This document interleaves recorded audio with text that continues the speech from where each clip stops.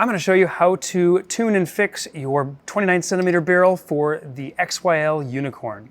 There was a small production defect on a few of these barrels that made it so these threaded barrels didn't have enough of a fillet, or at least not as much of one as I would like to see on this edge.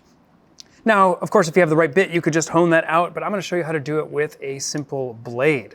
So essentially, all I'm going to do is put this down on a table, and my goal here is I'm going to use the blade to scrape around and just increase the angle that is there. Now, I find this easiest to do over the edge of a table or on something else where you can actually get your blade in there. But essentially, I'm going to rotate while holding the blade static. Make sure you're wearing eye protection here. And we're just filleting this edge to make it easier for the dart and the ram to get in here. As long as you've got a good X-Acto knife, good steel blade, you should have no problem doing this. And there you can see I've got a nice fillet, which will make it nice and smooth for everything to go in. You want to feel in there with your fingers, make sure that there's no burrs.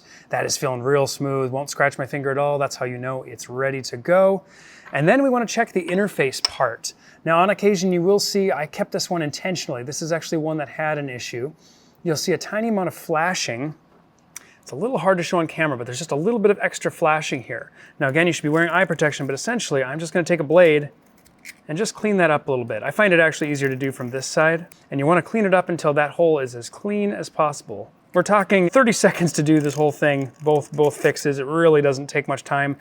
I did a whole mess of these myself just to make sure they were up to spec, since we were not expecting a restock anytime soon. So we did sell a few as a B-grade item as well. That's looking really good. So I'm going to go ahead and put that back on the barrel. We want to look down that barrel and see that that inner edge looks clear, so that if you're imagining you're a dart going into here, it's going to go in nice and smooth.